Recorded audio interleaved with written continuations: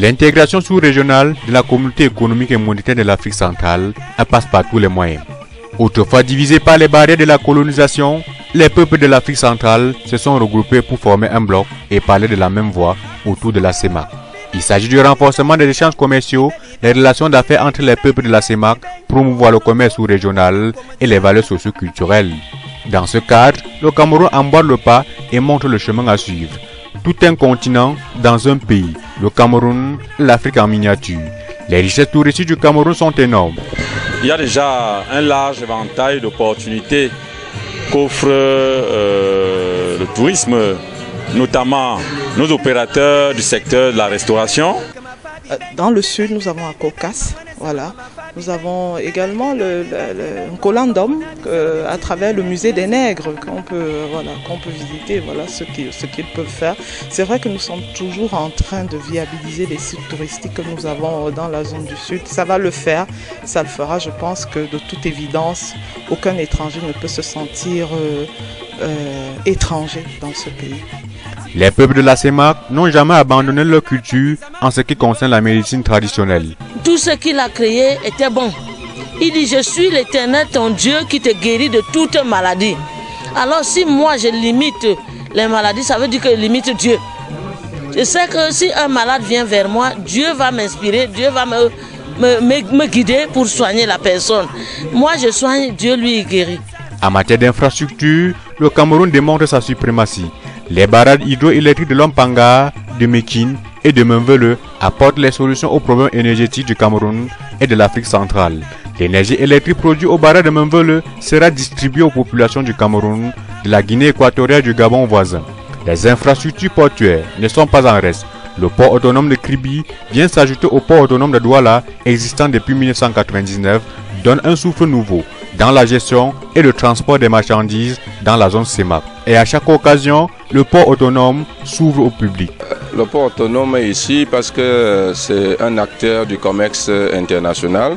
Donc c'est normal que le port vienne informer l'opinion publique, les opérateurs économiques et les partenaires de la sous-région CEMAC de ces offres de services.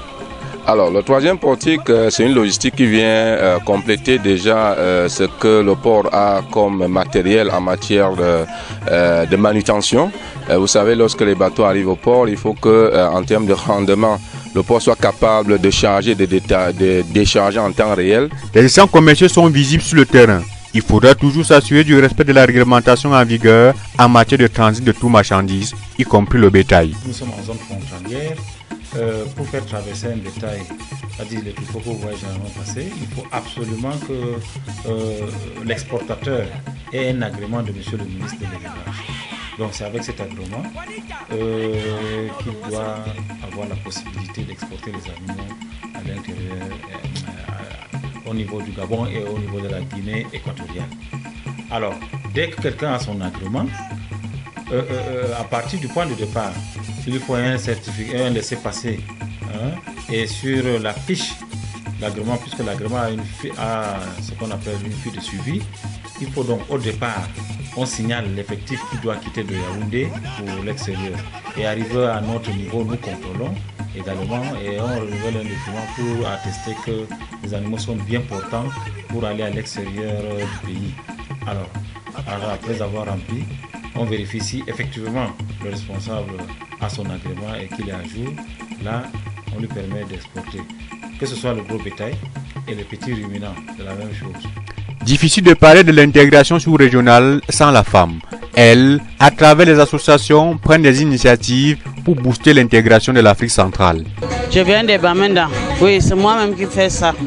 Je fais l'autre avec le pot d'arachide et l'autre c'est le pot de pistache et l'autre c'est le pot de bananier. Oui, tout ça, ça sort en brousse. Bon, moi je suis dans la transformation de produits agricoles et forestiers, donc c'est artisanal. Nous, Marois, en grande partie, on est dans l'artisan. Le vivre ensemble n'est plus à démontrer. Les fils et les filles de l'Afrique centrale cohabitent dans une symbiose parfaite. Certes, la libre circulation des biens et des personnes piétine encore sur le terrain, mais il faudra travailler davantage dans ce sens pour que les données changent.